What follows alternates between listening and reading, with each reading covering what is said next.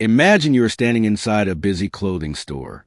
You pick up a jacket, and a staff member walks over and asks, "Are you looking for a specific size or just browsing?"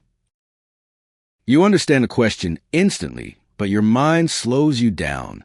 You begin translating, adjusting the sentence in your head, and by the time you are ready, the moment already feels awkward. This is where most learners struggle, not because they lack knowledge, but because they interrupt their own natural response. You already understand the situation. You already know what you want to say, but instead of speaking, you start building the perfect sentence.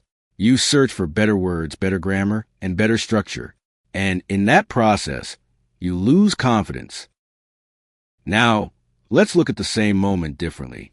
The staff member asks, "Are you looking for a specific size?"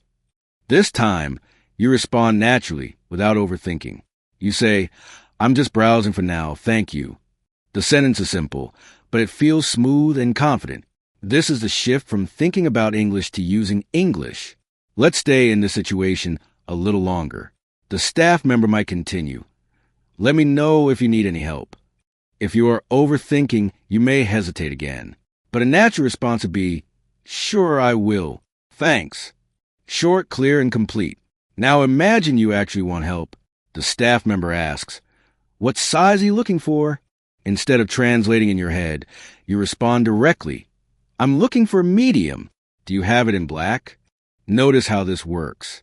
You are not trying to sound advanced. You are trying to stay connected to the moment. And that is what makes your English sound fluent. I want you to feel these responses, not just understand them. "I'm just browsing for now, thank you." "Sure, I will. Thanks." "I'm looking for a medium. Do you have it in black?" These are real sentences used in real conversations. They are not complicated, but they are powerful because they come without hesitation. This is exactly what we are testing in this video. Only a small number of learners can respond in real time without translating every word in their mind. Not because they know more vocabulary, but because they trust simple, natural expressions and use them instantly. In a moment, I will guide you through a short interaction inside the store. You will listen carefully, and then you will check how quickly your mind can respond. Before we move forward, ask yourself something honestly. When someone speaks to you in English, do you focus more on being correct or on responding naturally? Your answer will show you where your fluency really stands. Now, let's step into the conversation together and see how you perform. Now stay inside the store and focus carefully. The staff member looks at you and says, "Are you looking for something specific today?"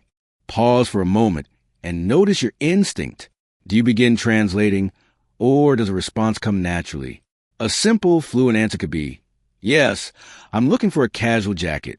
It is direct, clear, and fits the situation perfectly. The staff member replies, "What kind of style do you prefer?" Again, feel the difference between thinking and responding. Instead of building a long sentence in your head, you can say something simple and comfortable, not too formal. This is how natural English works. You respond in parts, not in perfect paragraphs. Now let the conversation continue. The staff member says, "We just got a new collection. Would you like to try this one?" If your mind starts translating, you might hesitate. But a natural response would be, "Yes, that looks nice. Can I try it on?" Short, confident, and easy to deliver.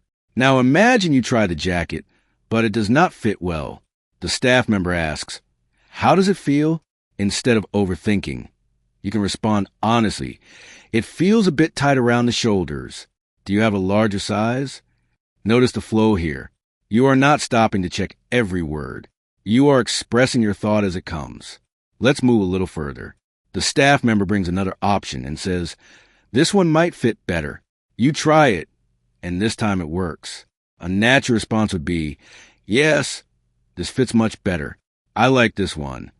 Now pay attention to what just happened. At the beginning, there was hesitation. There was pressure. There was that habit of translating everything before speaking. But as you stayed inside the situation and focused on meaning instead of perfection, your responses became smoother, faster, and more confident. This is the transformation most learners are looking for. Fluency is not about using difficult words. It is about responding at the right time, in the right way, without blocking yourself. Now I want you to reflect again. When you heard these questions, were you able to respond quickly in your mind, or did you feel that delay? That delay is the real test. Only a small percentage of learners can stay present in the conversation and respond naturally without building every sentence step by step. And now you can clearly see where you stand. The good news is this can change with the right kind of practice. Instead of memorizing long lists of vocabulary, start practicing situations like this. Place yourself inside real conversations. Focus on simple, natural responses. Train your mind to react, not to translate. With time, your confidence will grow, your speed will improve, and your English will start to feel more like a skill you use, not a subject you study. Keep practicing like this, and you will notice something important. You will stop searching for English, and you will start living in it.